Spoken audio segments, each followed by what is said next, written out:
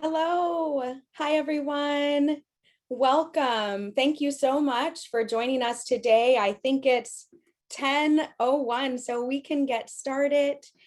Today, we have an incredible presentation lined up for you. Women in Alzheimer's, the numbers and why. We've got some great speakers. I'm really excited to get started, but first I want to go through a little bit of virtual housekeeping for us. So for those of you that don't know me, my name is Christine Spencer. I work for the Alzheimer's Aloha chapter, and I'm on Maui County. Today, I just wanted to let you know we are in a Zoom webinar, so it might look a little bit different than the Zoom meetings you're used to.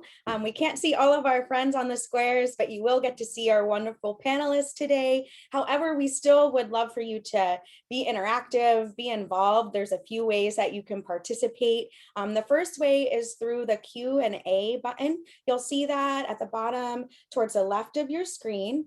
We will have about 15 minutes at the end of today's session to answer any of your questions. And throughout the presentation, you're welcome to put your questions in the Q&A at any time. We also have the chat button here.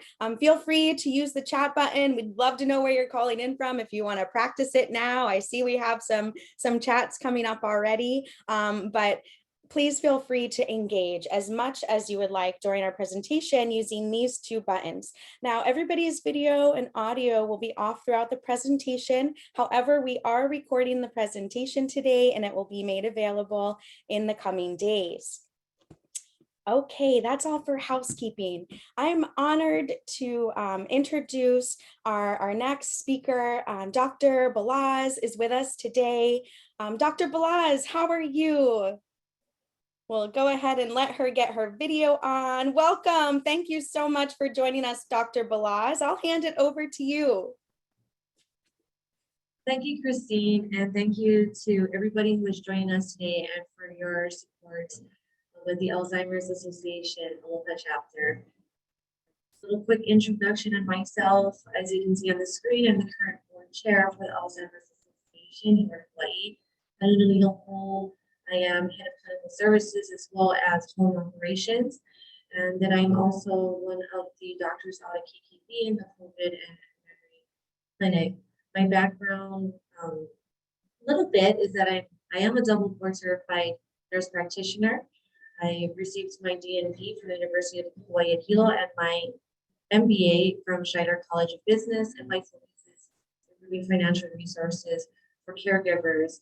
I love everything there is about Alzheimer's and dementia. Got into this from personal experience. My father has Alzheimer's, and I've been a caregiver for over 10 years. And I do care for him at home as he ages in place. So very, very much love this topic. So excited for what is for the presentation that is coming in just a moment. But at this time, we would really like to turn over and introduce our special guest, First Lady, Dawn Amano-Ige, and she is our honorary state walk to end Alzheimer's chair. First Lady Dawn. Thank you, Dr. Balaz. It's great to be here and to see all of you today. I want to thank the Alzheimer's Association for hosting today's webinar. I know it'll be very informative to all of you and to myself as well. You know, today there's so many things to worry about due to the COVID pandemic, but let's not forget about Alzheimer's. Currently, more than 29,000 people in Hawaii are diagnosed with Alzheimer's disease. And by 2025, it is estimated that that number will grow to 35,000. It is the 6th leading cause of death in Hawaii. The statistics for women are even more alarming, as 2/3 of Alzheimer's cases nationally are women. And women in their 60s are twice as likely to get Alzheimer's as breast cancer. So I'm looking forward to hearing from Dr. Snyder speak today, and she can update us and revise these numbers accordingly. However, those numbers are only the tip of the iceberg. Approximately 60 to 80% go undiagnosed, and there are 65,000 family members and friends taking care of their loved ones. And what's quite impressive is caregivers spend more than 75 million hours in care and support for those touched by Alzheimer's. We're here to remember that there is a story to each of those numbers, and each story is compelling, and each individual has made a difference in someone's life. My story is about my mother.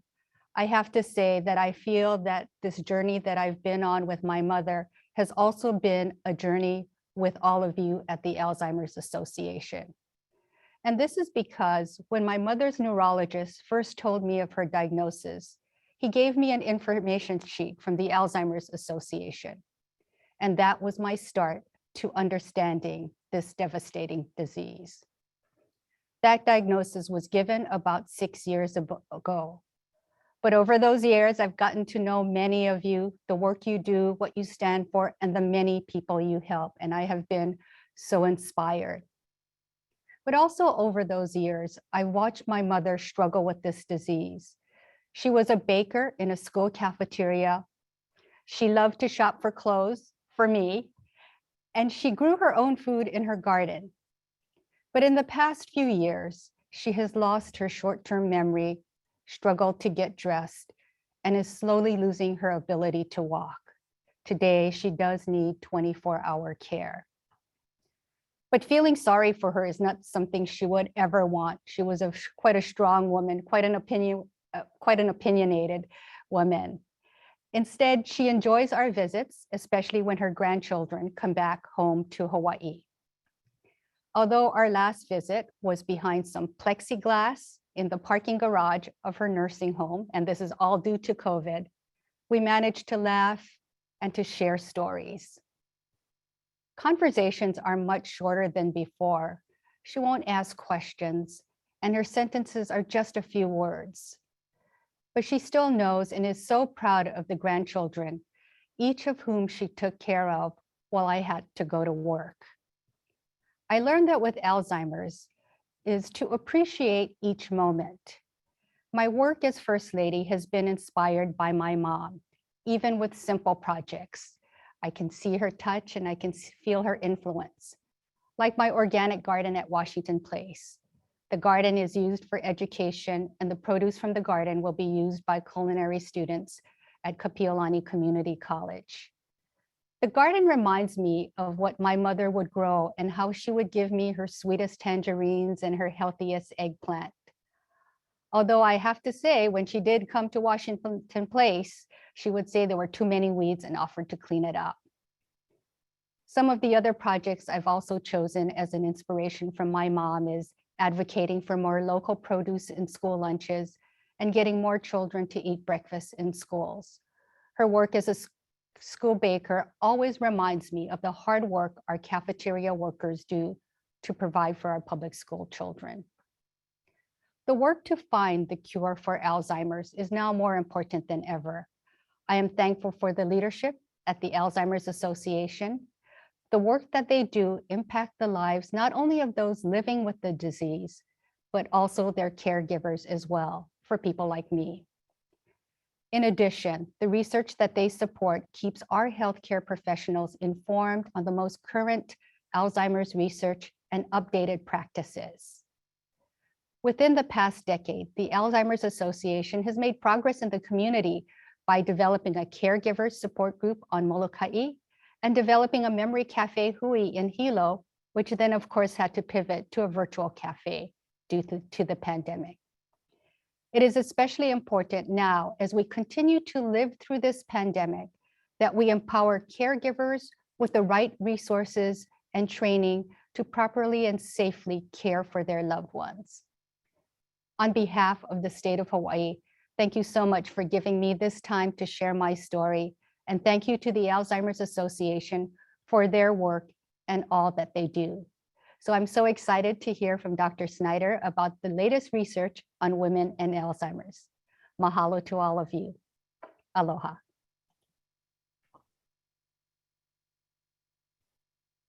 Mahalo, Mrs. Ige, for joining us today, for sharing your mission moment and your continued association. It is my pleasure at this time, and what we've all been waiting for, to introduce Dr. Heather Snyder. Dr. Snyder oversees association initiatives that accelerate innovative Alzheimer's research and provide opportunities for the global dementia community to connect and collaborate. Dr. Snyder leads the association's International Research Grant Program, the vehicle through which the association funds promising investigations that advance the understanding of Alzheimer's and moves the field toward solutions for the global Alzheimer's crisis. To increase knowledge about prevention and risk reduction, Dr. Snyder serves on the executive team for the U.S. study to protect brain health through lifestyle intervention to reduce risk, the U.S. Pointer study. In addition, she oversees the development and management of the leading clinical neurology journal, Alzheimer's and Dementia, the Journal of the Alzheimer's Association, and its companion open access journals. Wow, impressive. So at this time, I'd like to turn it over to Dr. Snyder. Well, thank you so much, and just a huge thank you to the First Lady for sharing your story and your journey with this disease. I think so many of us on this call, likely this is personal. This is a personal experience. It certainly is in my family. When I joined the association, and actually when I pursued research in the field of Alzheimer's and related dementia, it was not something my family knew. But unfortunately, today it is something that my husband's family, we've gone through this journey, and I do believe, and I hope at the time when we end our time today, you agree that my children will have different conversations when they're talking about Alzheimer's in terms of the hope and where we are as a field with tools for earlier and accurate diagnosis, that we're talking about prevention across the board, that we have a multitude of treatments and options available for treatments as well. So it is truly my pleasure to be here with all of you. I do wish I was with you in person. I'm in Chicago rather than with all of you. And I would just ask, I know they said it at the beginning, but at the bottom of your screen, or I think for most of you it should be at the bottom of your screen, there's a chat function. Would love to have you enter where you're joining us from today, because I think that we're not just joining from Hawaii and Chicago, but we have others that are joining from other parts of the country. So please share that with all of us so we know who's joining us. And I see a couple already coming in. Somebody here is joining us from Guam. That's welcome. It's a pleasure to see you. Honolulu, Waikiki, Big Island, Kailua. Wonderful. It's so wonderful to have all of you joining us, and so keep sharing that information, and we're going to dive into some of the talk and discussion items, and hopefully have some time for questions. So please submit your questions as we go. You don't need to wait until the end. So we want to get through as many as we can and make sure you have information and the answers to your questions, even if we don't maybe touch on it today. So maybe you are well-versed with the Alzheimer's Association and who we are, or perhaps this is something that you heard about from another partner or another organization and are joining because the topic is of interest to you. So a little bit about the Alzheimer's Association is we have a vision of a world without Alzheimer's disease and all other dementia. So although we're called the Alzheimer's Association, we really encompass the full spectrum of Alzheimer's and all related dementia. So when I say related dementia, we're going to talk a little bit about what those definitions are in just a moment. The Alzheimer's Association is a very active advocate with so many amazing individuals and advocates. Many of you are probably joining us today, advocating for increased resources at the local, the state, and the federal level, including increased funding for research. And some of the exciting work that I'm going to share with you that's really moving our understanding forward is actually made possible only because of this increased funding. And so huge thank you to any of you that are advocates already. And for those of you that are not, we may touch on that at the end of one of the things that we can all do to continue to be a voice and raise the level of this conversation at all levels, local, state, and federally as well. So the Alzheimer's Association, we are also the world's largest funder of Alzheimer's and all dementia science in the world. And our strategy is really to fund what others can't and others won't. Where are those emerging new ideas and new areas? Where can we be making those seed investments that allow us to initiate those ideas, initiate those new directions of discovery to help us better understand the complexity of Alzheimer's and other brain diseases? Where are the opportunities that we can accelerate us forward? And we're going to talk about, for instance, a clinical trials program, moving things from ideas that happen in the laboratory into clinical trials that are evaluating whether they may be strategies for future treatment. And where are the opportunities that we can scale things up? Where it might be an ongoing study, but if we add in this piece, the amount of information and understanding will be even greater than any one piece on its own. So as I said, we are the largest nonprofit funder of Alzheimer's and dementia science in the world. Today, we have a little over $250 million that's actively supporting over 750 projects in 39 countries.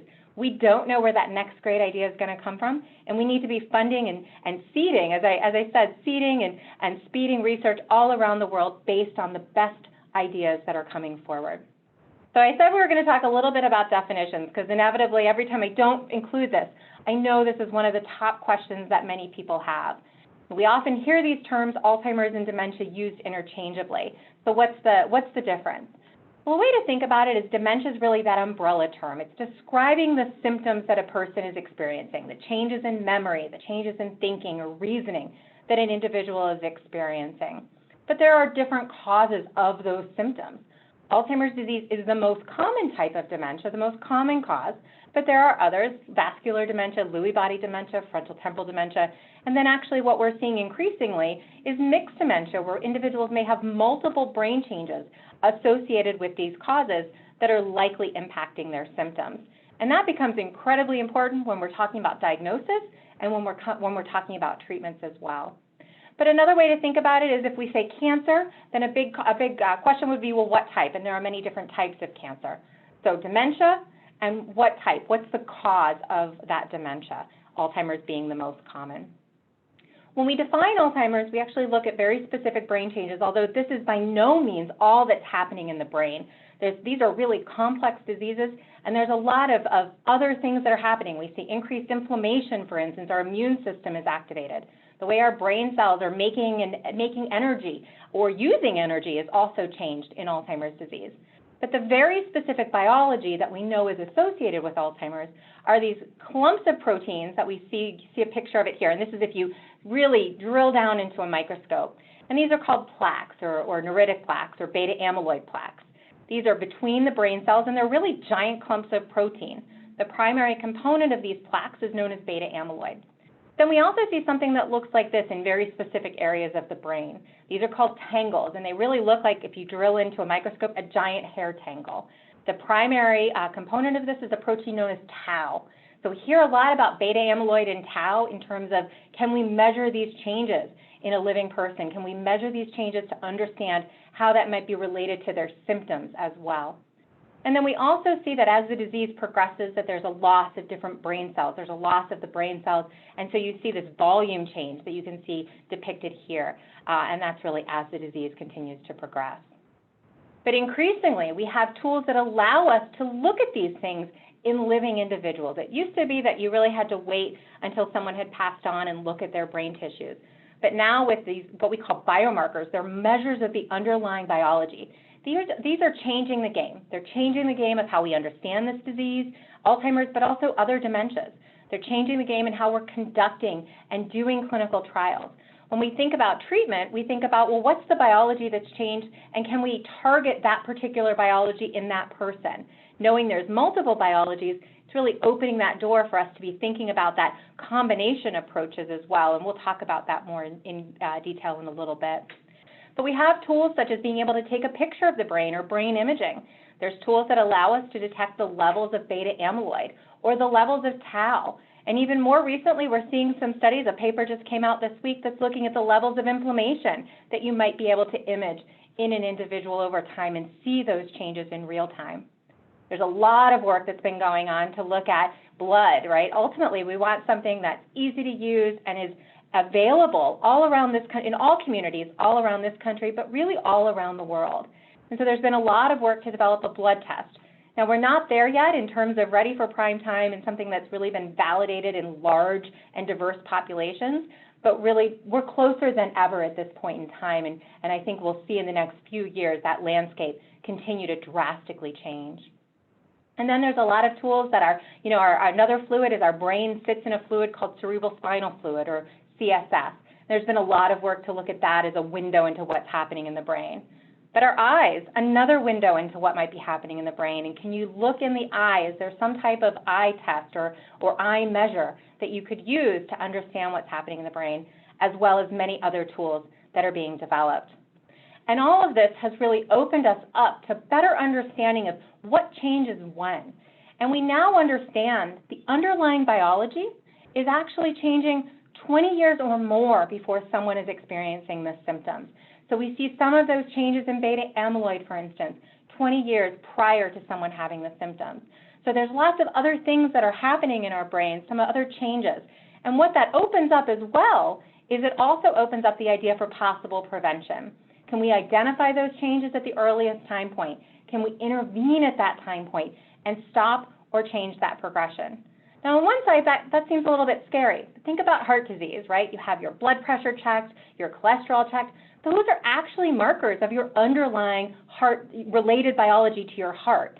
And your physician or your healthcare provider, they may give you medication, they may give you lifestyle intervention, or combinations of those that, as a population, we have significantly reduced deaths due to heart attack or stroke. Now, it's not necessarily a guarantee for everyone, but a significant reduction in an individual experiencing one of those two outcomes. Can we do that same thing for Alzheimer's? Can we identify the underlying biology at the earliest time point and stop or slow the progression? So today, there are several different therapies that are approved, that are FDA approved, the Food and Drug Administration approved, and you can see those listed here. The majority of these are symptomatic, meaning that they're treating the underlying symptoms, but there's no evidence that they're targeting really the underlying biology of the disease. Most recently, in June this year, the Food and Drug Administration provided accelerated approval for aducanumab with the idea that it's targeting the underlying biology specific to beta amyloid. And that is now available as well for people with mild cognitive impairment, so early memory changes, or mild Alzheimer's disease. Now, as we think about all of these pieces, and we think about all of these different biologies, I've only mentioned beta amyloid and tau, I mentioned our immune system, but there's also how our brain cells are talking to one another as the disease progresses, the vascular changes, and what might be happening with blood flow in our overall vascular system and overall health in our cell. All of these are other biologies that we also know are changed in Alzheimer's. And tools like our cerebral spinal fluid or taking a picture or looking in our blood are continuing to develop so we can understand what's the biology in an individual. And ultimately, we want to have a whole lot of different potential therapies that allow us to direct to that specific biology, not unlike how we treat heart disease, not unlike how we treat cancer today. And of course, this is one aspect, but we also know the importance of modifiable risk factors, and we'll come back full circle to that in a little bit as well. And really, it's the idea of these all in combination, again, very much like how we treat heart disease today. So the numbers, and you heard a few of these from the First Lady at the introduction. I think these numbers are continuing to grow, and without even really a greater number of treatments and therapies that can stop or slow the progression of the disease, we're going to see a continued growth in the number of individuals that are living with Alzheimer's or another dementia. So in 2021, we know that, and this comes from the Alzheimer's Association's facts and figures that you can find on our website at alz.org. But we know that as of today, there are more than 6 million Americans that are living with Alzheimer's. And so that number is just an incredibly large number of people, and more than 11 million individuals that are providing care and support for someone with Alzheimer's or another dementia, not to mention the cost to families, our communities, and society at large as well. And we'll talk about some of these other numbers as we go. So when we think about these numbers, I think one of the things that's really key to know is approximately 2/3 of those 6 million Americans that are living with Alzheimer's are women, and approximately 60% of the 11 million caregivers are women. So when we look at the numbers, nearly 11 million women are living or with Alzheimer's or caring for someone who has Alzheimer's. So in terms of the carers, we know that 60% of the carers are women. And when we've done some of the assessments and studies around what is the experience or what is the impact on these women, and I think many of you likely have gone through this and can relate, it's 50% express that providing care is physically stressful. 62% say that providing care is emotionally stressful, and that this can be isolating for women, but it has also been identified as being more closely linked to depression for women than for men. And when you look at the impact of providing care and what that has on women in the workplace, we see that approximately 20% of women go from full-time to part-time employment compared to men related to care because they're providing care for somebody with Alzheimer's or another dementia. 19% quit work altogether, and 18% take a leave of absence. So there is a significant impact not only on our overall health in providing care, but also in terms of the impact in the workplace and what that might mean for individuals. So why? So there's more women that are affected by this disease in terms of the numbers. What does that mean? And for a long time, it was really thought, well, women live longer, and that likely explains it. And that there didn't seem to, that was really one of the big questions. And so in 2015, the Alzheimer's Association convened a think tank of those listed here to say, what does the science tell us? What is the science telling us on this area in terms of why women might be more women might be living with this disease? We actually came out of this with way more questions than we did answers, and it was clear that this needed to be a space that we were funding, one of those areas that we needed to seed to help find some additional information and really shine a light on. So in 2016, launched a funding program, and we've continued to fund this area of research since 2016. We have excitingly seen increases at the federal level as well, really as we've seen those increases happen, really looking at this area of sex and gender differences. And in fact, in 2018, the Alzheimer's Association International Conference, which is the largest meeting on dementia science, started to feature studies really focused on this sex biology difference because the science was moving in that direction, where we were seeing really a better understanding of what these differences might be. And so I'm going to talk about some of those things that have come out that really help us better understand, or at least shine a light in some of the areas that we should be looking at. So this is Dr. Gilsens, who's at Kaiser Permanente Northern California Research Institute. And Dr. Gilsens did Kaiser is a large medical system, and they're able to then look within their system and try to look across the entire life at potential impact of different aspects. And so they had over 14,000 women that they, in a study where they looked at things across the life course, particularly related to reproductive health.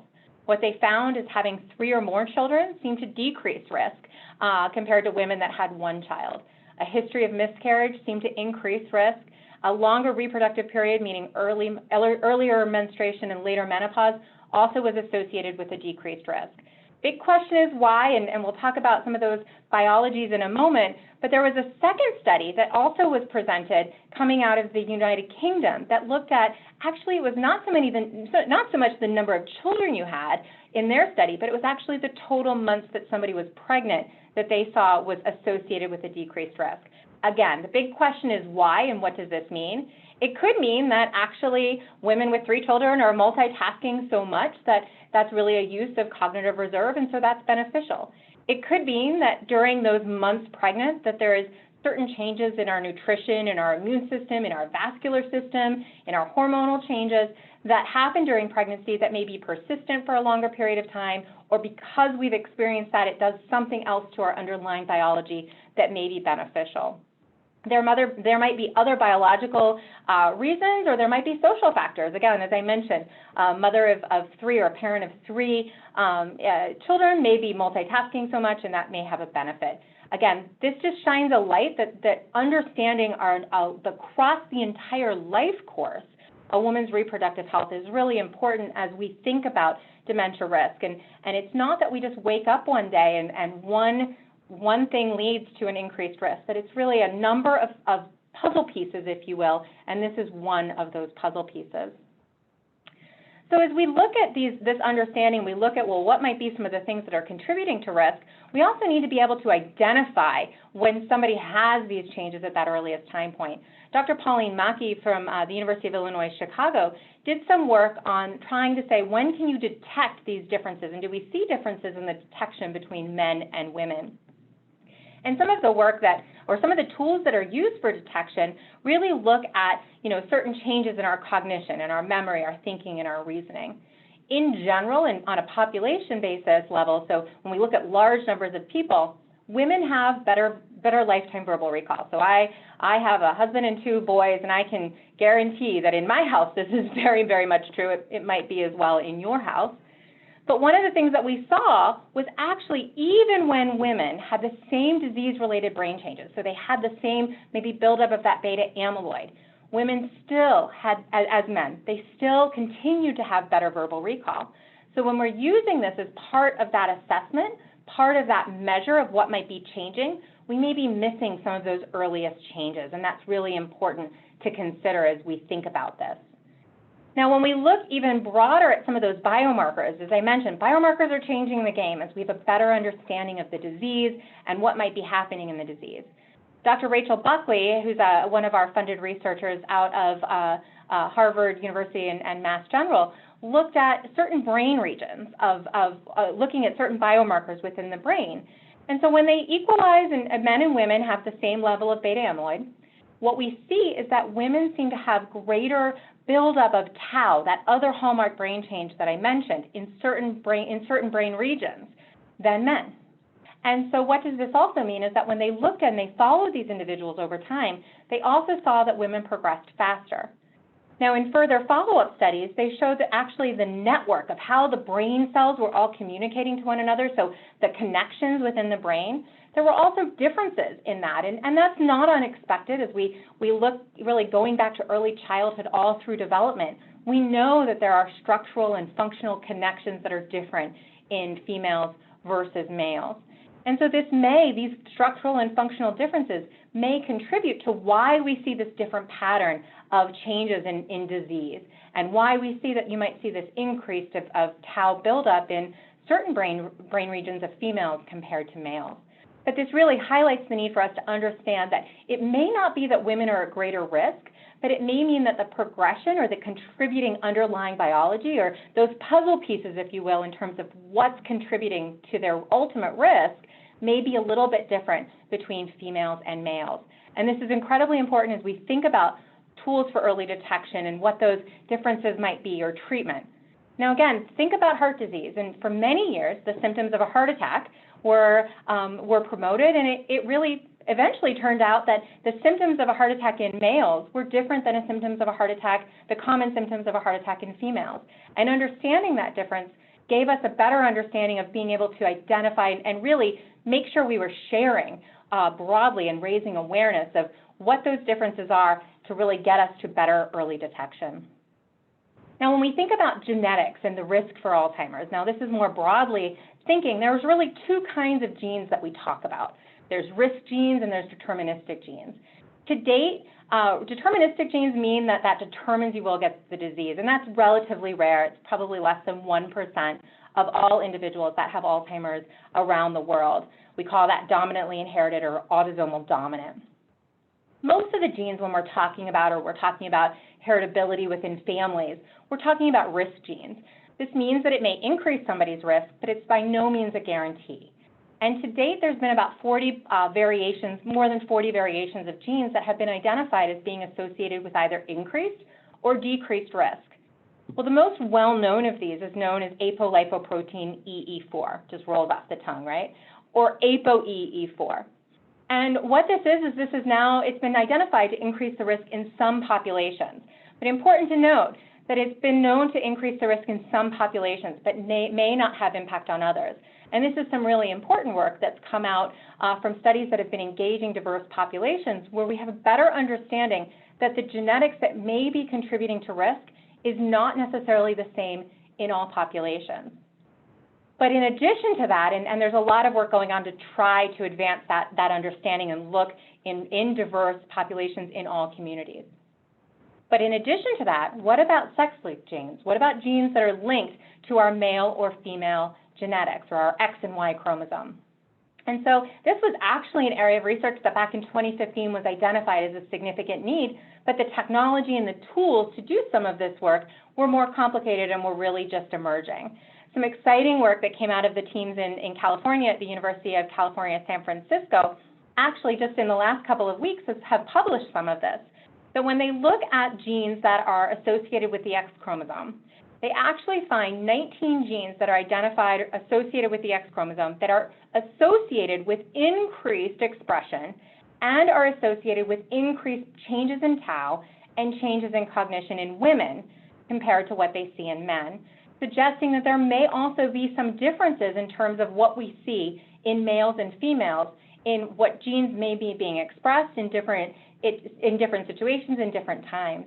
And going back to that first study, thinking about across the life, what this might do or what this might mean for our underlying biology. Again, these are really complex diseases that there is a lot of different puzzle pieces that we're putting together. So thinking about kind of what's happening with our brain connections, what's happening with might be our hormonal changes throughout life, if we have various inflammation or immune system changes throughout life, what that means in terms of some of our genetics, whether they be those that we inherited, like our risk genes, or those that may be sex-specific genes, and what that might mean.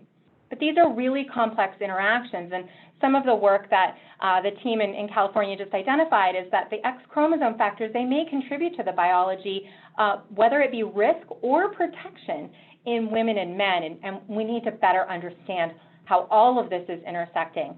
But again, the fact that in just over 5 years, we've really moved in this space where we're getting into a better understanding of these linkages is incredibly exciting. And all of this ties to, as we think about those tools for early detection, like those different biomarkers, imaging, blood measures, and those types of things. But also as we think about clinical trials and making sure that any treatment is available, any treatment that is approved and demonstrated to work, that it's available and been shown to work in all communities. And there's absolutely a need for more inclusion. When we look as of July of 2021, we look at where things are in the clinical landscape, it's something like this. And so phase 1 is really asking that question of safety of a particular medication. So is it safe or a particular tool? Is it safe to humans and to the particular population that we're looking at? Phase 2 is asking that question of, continuing to ask that question, is it safe, but also asking that question of what's the dose, what's the duration, how should we deliver it? And then phase 3 is asking that question we all want to know the answer to. Does it work? Do we see a benefit in those receiving the particular drug or the device compared to those that did not receive that drug? And so what we see is that there's just a huge need in terms of the pipeline and that funding of research, and we're really proud of our investments in this space to move into clinical trials and ultimately get us to that place of having potential treatments and ultimately treatments that are available targeting that diverse biology. I'm incredibly proud of the Part the Cloud Translational Research Program, which was really started from a visionary in Northern California, Mikey Hogue, who said, we need to do better in overcoming that barrier of ideas from the bench, ideas from the laboratory in the clinical trials. And to date, we've funded just under 60 clinical trials, a little over $60 million, doing just that. And doing just that with a diversity of targets. We've touched on a lot of different biologies in our time already today.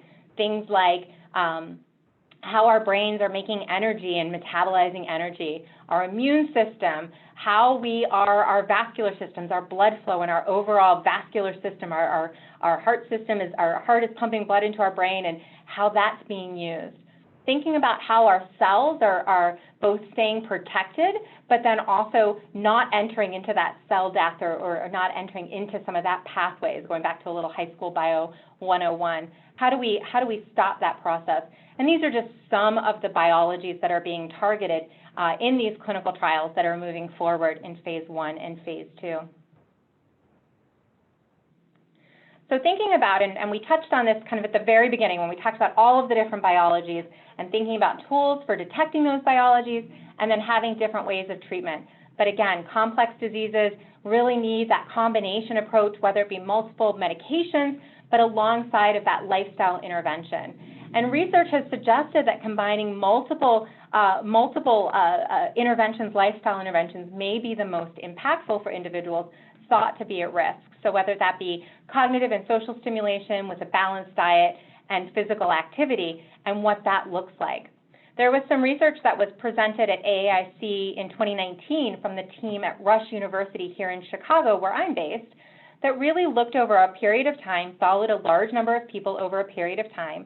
And what they found is when they looked at these different factors that you see listed here, so healthy diet or balanced diet, little to no smoking, light to moderate alcohol intake, cognitive stimulation, and physical activity, that individuals that reported engaging in 4 or 5 of those factors had a 59% lower risk compared to those that engaged in only one or none. And even those that reported engaging in only 2 or 3 of these behaviors had a 39% lower risk. What was really exciting about this work is that they found that engaging in these behaviors, for those that could, was able to even offset some of the risks that's associated with genetics and some of those risk genes that we touched briefly on. So thinking about, these types of behaviors and what that is. But I know if you're like me, you want to know, well, how much do I need to do? What exactly do I need to eat? When do I need to start? And what does that look like? And we don't have that recipe yet, but we're working on it. And in fact, a recent report that came out suggests that 40% of dementia cases could be prevented or delayed by targeting those risk factors.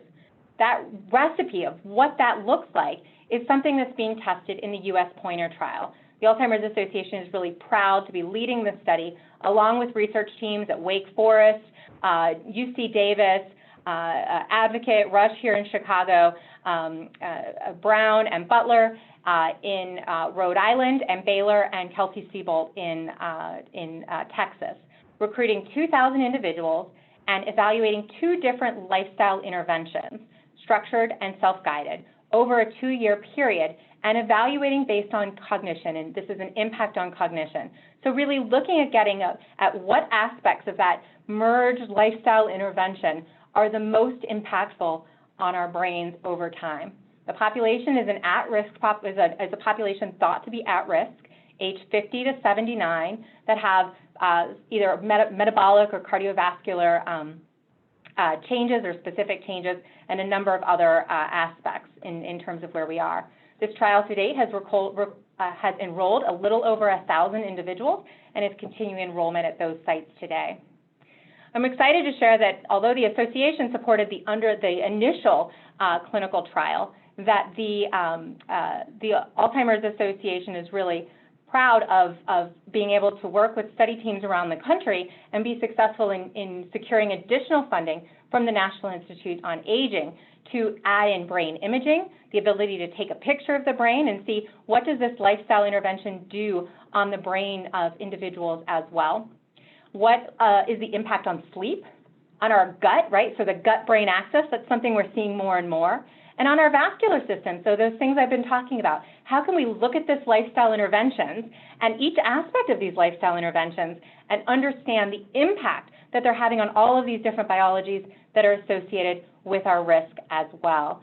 And with this additional funding from NIA, this is a nearly over $100 million study at this point in time. So really a huge amount of work. And what's super exciting and I'm really proud of is that all of this data will be not only help us answer these questions, but it will all be shared with the scientific community to take us even further faster with a number of types of studies and connections and associations that we haven't even really determined what those could be at this point in time. And having that information available, people will be able to ask questions in new ways. But of course, across the board, whether you're talking about any of the clinical trials or US Pointer, there's a huge need to engage participants.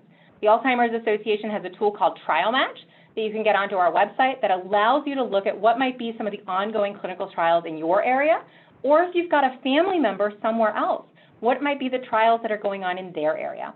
And this is not just for individuals that are already experiencing memory changes, but it's across the board. Some of these are online, they could be care interventions, they may be perceptions about disease, and across the board. So I encourage you to check that out if you haven't already. Now, I did want to talk a little bit about some of the information that was included in the association's facts and figures this year. There really is limited data that exists on dementia prevalence for most Asian groups in the United States.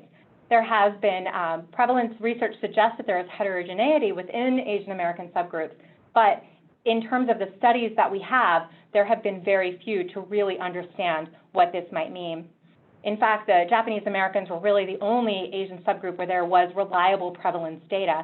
And they, in terms of some of the studies that have been done, some of which has come out of the team at Kaiser, we've actually seen that there's lower prevalence of dementia compared with other ethnic groups.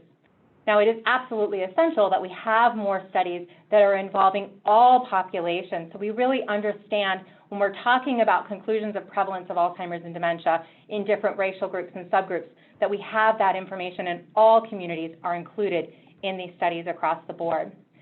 So I have a few colleagues that are working on some really exciting work, and I wanted to share it with you here today. And this is work that's really been made possible only because of the increased research funding at the federal level.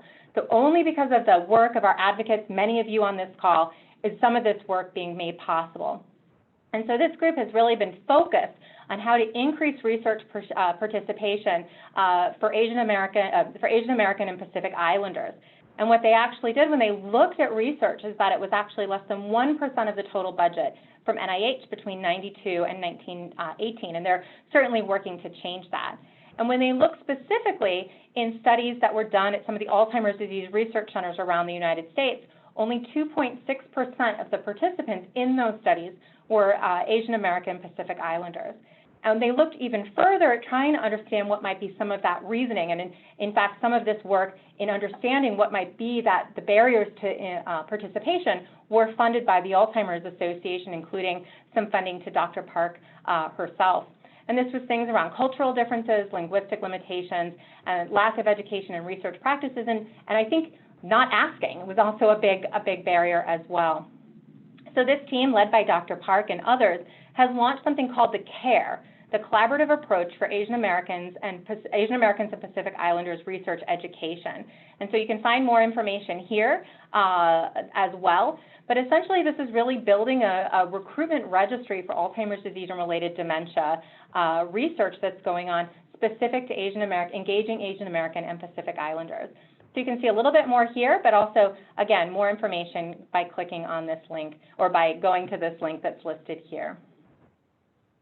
So covered a huge amount of information in not a long period of time. I think it's clear Alzheimer's is a major public health issue, but we have made significant advances in early and accurate diagnosis and treatments, and we see more happening every day. The increased funding at the federal level is absolutely essential, as well as the association's increased funding in the last several years, essential to expanding the areas of research, truly understanding the biology in all individuals that are affected, and making sure that we have tools for that detection and for those treatments. There's a huge need for diversity in all studies so that these tools and treatments can benefit all communities. But across the board, there's so many things happening and such a greater understanding today. There is significant hope in research. And so whether you're joining us because you know the Alzheimer's Association, you've participated in the longest day, you've participated in the Walk to End Alzheimer's, or you're an advocate, thank you for all that you do, because it's really by lending your voice to this cause and being a part of that conversation that we're making these strides in research as well. And all of this ties, if we can just delay the onset of Alzheimer's by 5 years, that's just 5 years. Over 5.7 million people by mid-century will not live the journey that my family and many of yours has experienced. And that's just 5 years. So how can you get involved? You can follow news on what's happening in research and have this be a part of your conversation. You can find out more here at alz.org Science Hub. You can join a clinical trial through TrialMatch, which we talked a little bit about. If you aren't already, but this is something that your family is experiencing, you can find resources for you and your family and your community at alz.org/care. And of course, I hope I've communicated the importance of our advocates in sharing the need for resources in communities, but also the need for increased research funding. And you can advocate at alz.org advocate. And of course, you can join us in the Walk to End Alzheimer's, both raising awareness and funds for the cause. And with that, just a huge thank you to all of you for joining us today and for spending a little bit of your day with me and having me join you as well. And I see that there are some questions, so I look forward to taking those. Thank you so much, Dr. Snyder. That was a really wonderful presentation. We had people chatting in, saying great information. So we do have some time for question and answers. Dr. Balaz, it looks like you have your hand up. Did you want to say something before we start our Q&A? Sorry, Spence. No, I was looking for my clapping hands emoji. Okay, wonderful. Well, we'll go ahead and get started. Dr. Snyder, somebody sent me a question in my chat here, and they're asking about the blood test and what does it show in the blood? Yeah, so there's a number of different blood tests that are, in development. Most of them are looking at measuring beta amyloid, so one of those hallmark brain changes. But there are others that are being developed that are looking at tau and looking at some other markers of brain change, such as the cell death that we talked a little bit about. So there's a lot of different blood tests that are being developed. There are also blood tests being developed for looking at changes in another protein known as alpha-synuclein that we see as one of the clumps in one of the hallmark brain changes in Parkinson's disease dementia and Lewy body dementia as well. So there's a lot of different things that are happening, but in terms of some of the what are probably the most advanced are some of those blood tests that are specifically measuring specific forms of beta amyloid in the blood, with the idea that can it relate to what's happening in the brain. Wonderful, thank you. I'll just go ahead and scroll through. We have a lot of great questions here. Another question that I saw come up a little bit about, since we were just talking about the clinical trials, somebody was asking at what stage do you recommend somebody joins a trial? You mentioned phase 1, phase 2, phase 3. Is it safe, they're asking, to join a clinical trial at any of those phases? I think that's really dependent on you, your circumstance, your situation, what you're looking at, what you're able to commit to as a participant, what is maybe a good fit for you, and I think that's really a conversation to have with your healthcare provider as well. And one of the things that Trial Match allows you to do is it allows you to look at what might be the studies that are a fit for you, and you can take those to your healthcare provider and have that conversation and that dialogue with them. I think there's a couple things to just note. Is one of the things is this gives you access to some of the earliest things, or the earliest access to some of the emerging science and the emerging kind of new areas that are being explored. But it also is, if that drug continues forward and whatever that looks like, it also gives participants of those trials typically access to those drugs at the earliest time point as well. So, I think it's certainly a lot to weigh and a lot to have that conversation with your healthcare provider. Really, it's what's best for you, what is going to be best for what you're able to commit to in the study. Thank you so much. And I'll start at the top. We've got a lot of good questions. Somebody is asking if you would like to mention anything about the latest Aduhelm approval. Any remarks for, it says that a number of medical professionals maybe disagree. Any notes for that question?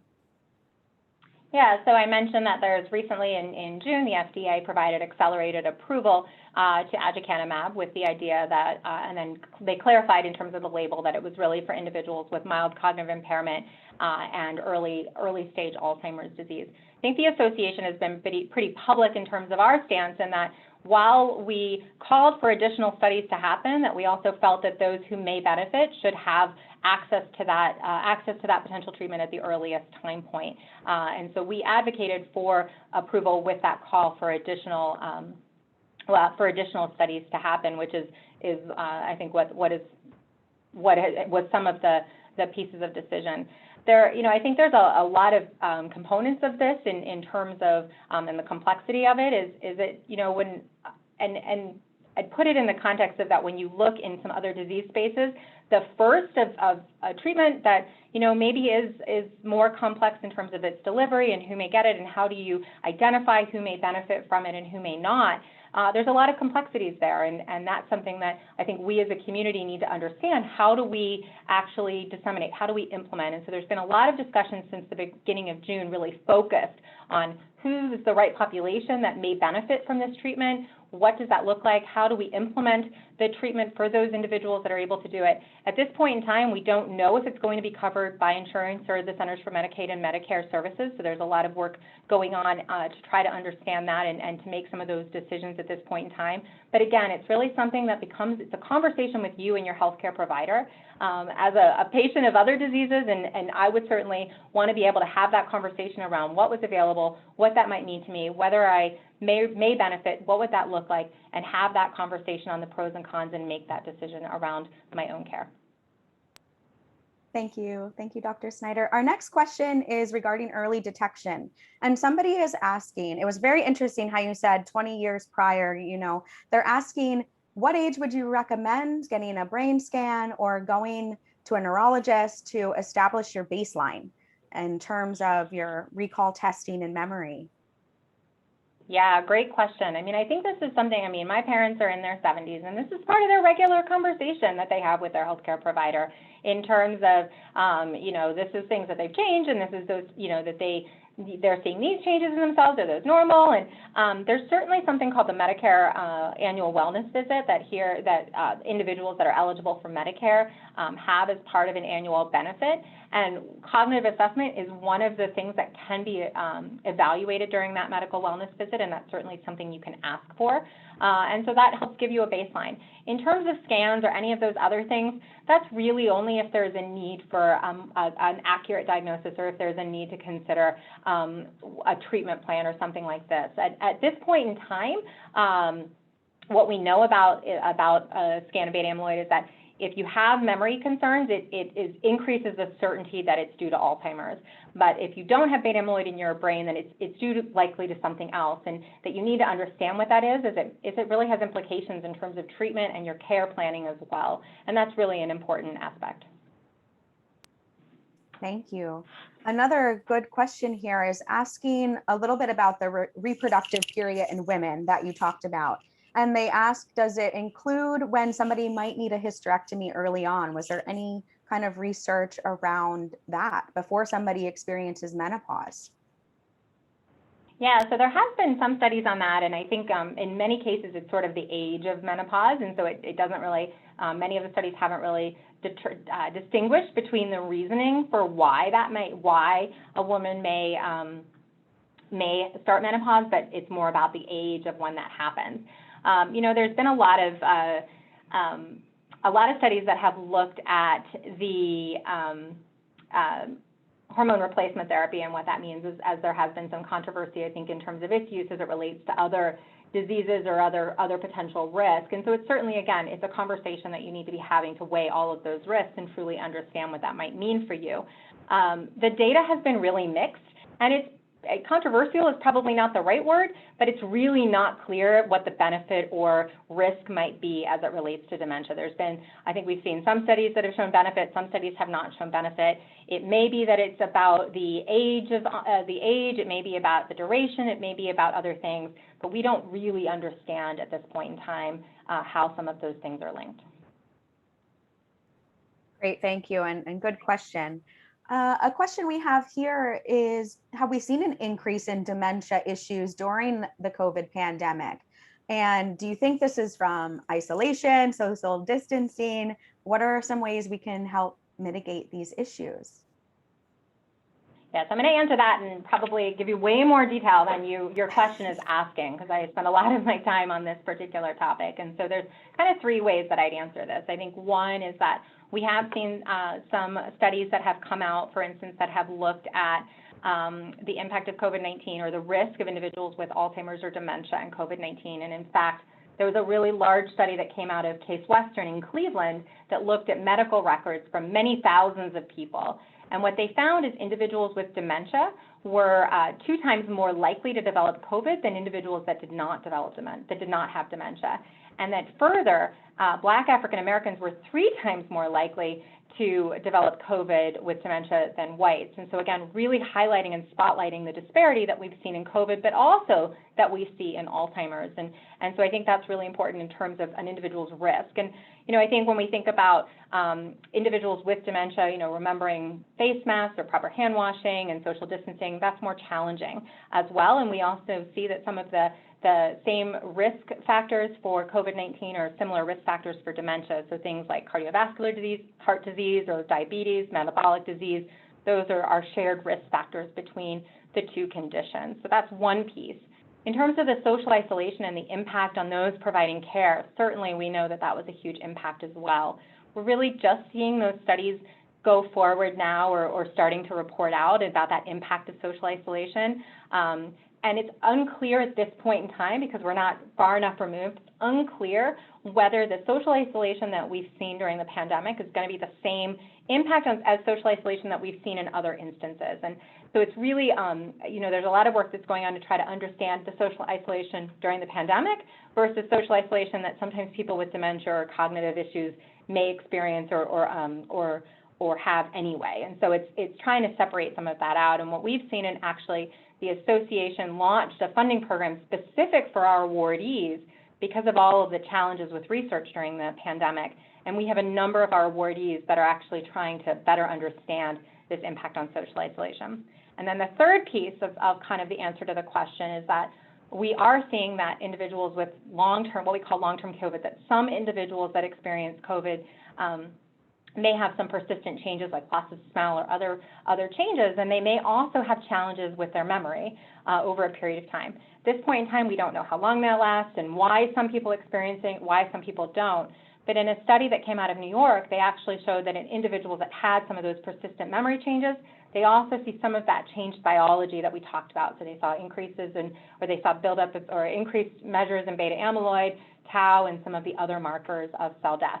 Again, we don't know if this is reversible. We don't know if this is a temporary upswing that comes back down, because we're still really asking these questions. And the association has partnered with over 100 centers in over 40 countries to come together to really harmonize how we're all collecting that data and that information so we can answer those questions as soon as possible. So again, a lot more information than maybe was in your question, but hopefully that answered some of what you were looking for. Thank you, Dr. Snyder. I think you answered that question really well. We still have quite a few open questions. One question that we have here is regarding a thought, and they're asking, do you think that, or is there any research that shows that a larger percent of women that are dealing with Alzheimer's, maybe because of some of their life responsibilities that increase more stress over time on an ongoing basis? And do you think that this proactive stress could affect the brain health? Yeah, great question. I don't know that we know the answer. I think I don't know that we know the answer at this point in time, and that comes into a little bit of like, what's the biology contributions of male-female aspects, and then what might be some of the more societal gender contributions. And there's some big gaps in our understanding. But great question, and it's certainly possible that that's a contributor, especially when you think about throughout life. Thank you. Our next question is, from what age should a person be concerned about dementia?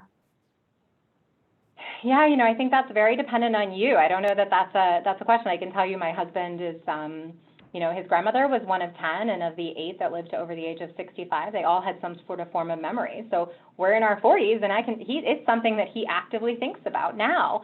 I think I would then balance that with that. What we do know that you can do is, be engaged, be physically active, eat a balanced diet. We don't know that specific recipe, but consistently those things have shown to be beneficial, and it's never too late to start. So find things that you're going to continue to do, engage in them, whatever age you are, and I know that many of you likely have had family members, though, that they were physically active, they ate a great, balanced diet, all of those things, and they still developed dementia, and why. And again, that's part of that puzzle that we're really trying to understand all of the aspects that may contribute to somebody's risk. Thank you. Our next question is regarding a lot of the biological risks we talked about today, but somebody is wondering if there's any research or information we have on our transgender community. Yeah, great question. And there have been, I think, recently in the last 2 or so years that have been presented at the Alzheimer's Association's International Conference, some work that's been on the LGBTQIA or LGBTQ populations and there is a suggestion that there is a greater prevalence in those populations. Exactly why is very unclear at this point in time. The Alzheimer's Association has formed a partnership with SAGE, which is an advocacy organization for LGBTQIA populations, to really make services and try to understand more about what these associations are, but also make services available, because I think that is one of the identified gaps, is making those linkages between the community and available services that are representative or that are part or within the community as well. Thank you. And Dr. Snyder, somebody is asking to clarify, did you say that 1%, less than 1% of Alzheimer's disease is passed on genetically to offspring? No, that's not, and sorry if that's how it came out, or if that's how it was understood. So there's multiple forms when we talk about genetics, and there's a very rare form that's called dominantly inherited Alzheimer's or autosomal dominant Alzheimer's. And that means that you have a very specific misspelling in your DNA or a mutation in a gene that you will inherit 50% of the time from your parent, and if you inherit it, you will develop the disease. Now, this is relatively rare, and typically it's a much younger age of onset, so 30s, 40s, sometimes 50s, but typically 30s and 40s. There is actually a large ongoing study that's led out of Washington University in St. Louis, really bringing these families together because many times they have younger children, and so some of their challenges are different than what many people that are experiencing Alzheimer's challenges are. They are, and historically had not been enrolled in clinical trials because of their younger age. And so it's been this, the association has provided quite a bit of funding to the DIAN, what we call the DIAN network, the Dominantly Inherited Alzheimer's Network, to form a trials unit to initiate some of these trials in these populations. But it is relatively rare in the scheme of all of the individuals that are affected by Alzheimer's. In what we talk more about in the other 99% are those risk genes, that there is an association, although they are risk genes. They increase your risk. They're part of that puzzle that may be contributing to your risk, but they don't define it either. Great, thank you. I hope that answered your question. I think it did. Wonderful. We've got quite a few more questions. Feel free to enter them. We've got a little bit of time left. Our next question asks about possibly any research with traumatic experiences, maybe PTSD or things that people experience in their childhood. Is there any insight on that with our research? Yeah, really great question. And it's actually a question I'm getting more frequently. And in particular, I think when we think about, again, across the life course, one of the things that we also see is that relationship you mentioned, PTSD, but also brain injuries or head injuries of some sort, and what might that contribution be? And I think there is some research that suggests that head injury may increase your risk of dementia, but exactly what type of head injury, the duration, the severity, there's some big questions that we don't know the answer to. It's also unclear that that's directly linked to Alzheimer's, or maybe some underlying other changes that maybe if you have then these other contributors or these other risk factors, it may then increase your vulnerability in some way. So there's a lot of work that's going on, and in fact, the Department of Defense is a pretty robust portfolio looking at TBI, traumatic brain injury, PTSD, and the association with Alzheimer's and other dementia to try to better understand those relationships and develop tools that can measure and look at interventions as well. Great, thank you. Our next question is, would taking over-the-counter memory supplements help? Yeah, so unfortunately, I know there's a lot out there. I get those ads too. I'm a big fan of the Hallmark Channel, and it seems that they have a lot of those ads on the Hallmark Channel.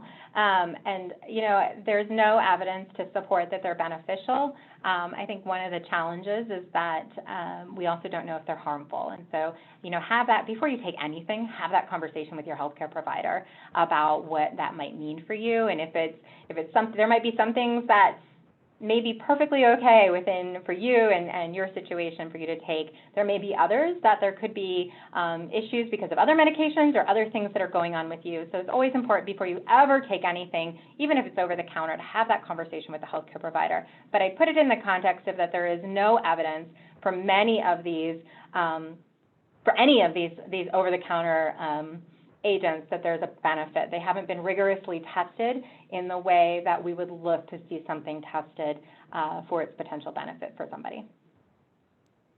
Great, thank you. We have a question asking if there are any research studies related to indigenous forms of medicine or treatment related to Alzheimer's disease or other dementias. That is a really great question.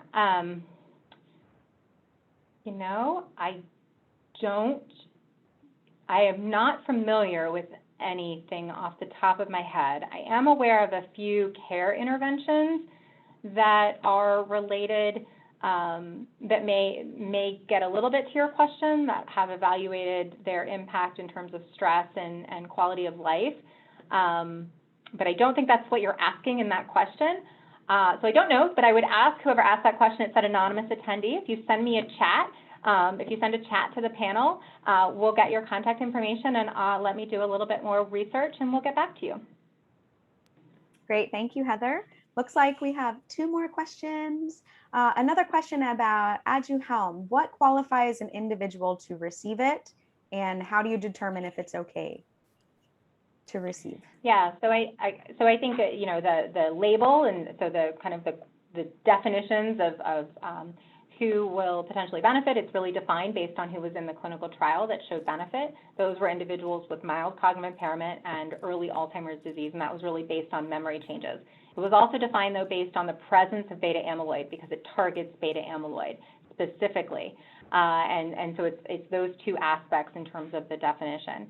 In terms of how to make that decision, I think that's really a conversation to have with your healthcare provider about your particular situation, your particular symptoms, and where you may be in terms of the progression of the disease or where your family member may be in terms of the progression of the disease, and if it's right for you in terms of other aspects of what you're looking at. Wonderful, thank you. This will be our last question, everyone, because we do want to leave a little bit of time for closing remarks. But another question is asking, our last question, are there any research studies between stroke and the onset of dementia? Yeah, so there's, you know, that's really kind of, as we think about vascular contributions, definitely a really big area of research. And in fact, in 2013, very similar to the sex and gender question that we had done to try to understand women in Alzheimer's, we actually did a similar workshop on trying to understand vascular contributions. And that's been a continuing active area of research. There definitely is a relationship between our vascular changes and what that might do in terms of making our brain more vulnerable. And it seems to be that if you have some of these vascular symptoms, vascular issues, that might make your brain more vulnerable to changes that you might see in Alzheimer's. But it could also be that if as you undergo brain changes in Alzheimer's, that may then make your brain more vulnerable to vascular changes that could then also impact progression. There's a large study at the University of Southern California that the NIA funded a really large program project, and then the association provided some additional funding. That's that scaling up type of work, where we're looking at trying to measure the blood-brain barriers. That's that very sophisticated biochemical barrier that protects our brain, and changes that we see in that barrier, along with other vascular changes, along with brain changes that we see in Alzheimer's, like the amyloid, the tau, and others, and trying to understand what's that progression look like? What happens first, or do we see that they're happening at the same time? Because that's still a really big question. So great question. Yes, there is a relationship. Yes, we see a relationship between cardiovascular risk and increased risk of dementia, but we have a lot to learn.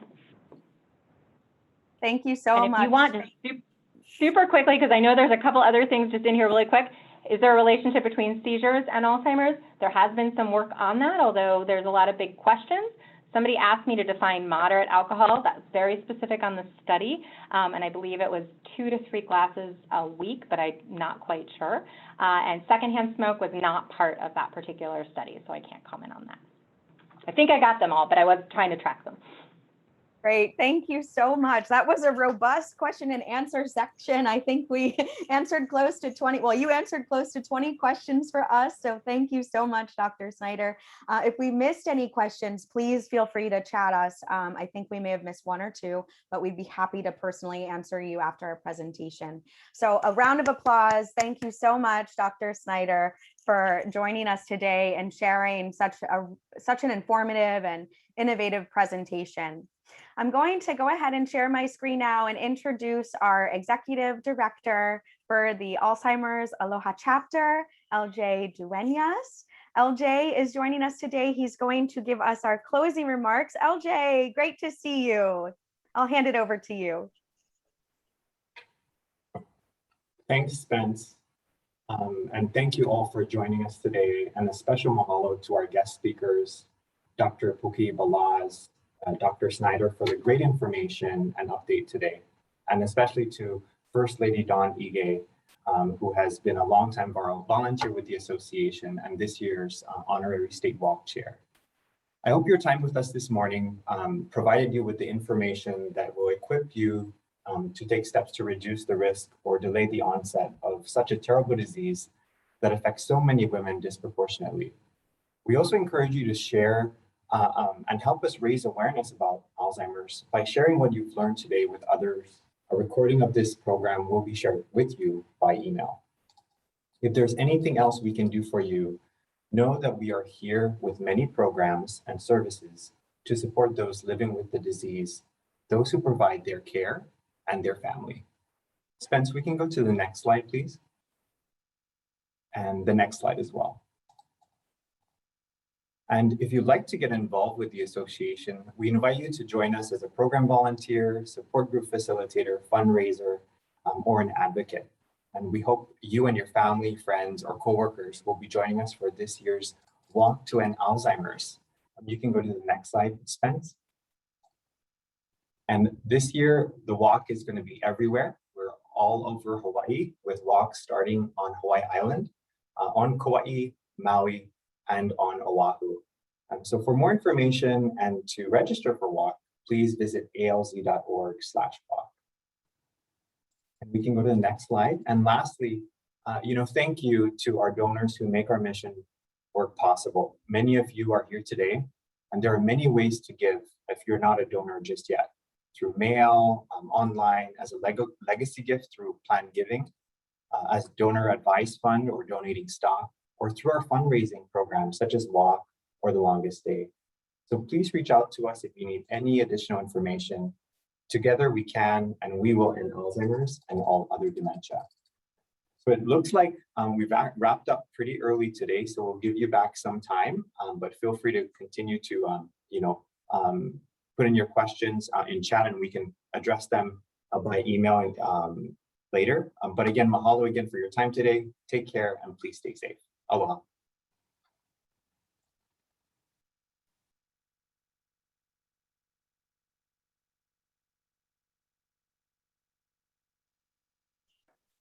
Thank you, everybody, for joining us today.